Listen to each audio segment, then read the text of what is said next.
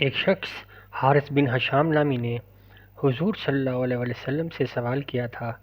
کہ حضور صلی اللہ علیہ وسلم آپ پر وحی کیسے نازل ہوتی ہے؟ آپ صلی اللہ علیہ وسلم نے فرمایا کہ وحی نازل کرتے وقت کبھی مجھ کو گھنٹی کی سی آواز محسوس ہوتی ہے اور وحی کی یہ کیفیت مجھ پر بہت شع گزرتی ہے۔ جب یہ کیفیت ختم ہوتی ہے تو میرے دل و دماغ پر اس فرشتے کے ذریعے نازل شدہ وحی نازل ہو جاتی ہے، اور کسی وقت ایسا ہوتا ہے کہ فرشتہ بشکل انسان میرے پاس آتا ہے اور مجھ سے کلام کرتا ہے، پس میں اس کو کہا ہوا یاد کر لیتا ہوں۔ حضرت عائشہ رضی اللہ تعالی عنہا کا بیان ہے کہ میں نے سخت کڑاکڑے کی سردی میں حضور صلی اللہ علیہ وسلم کو دیکھا ہے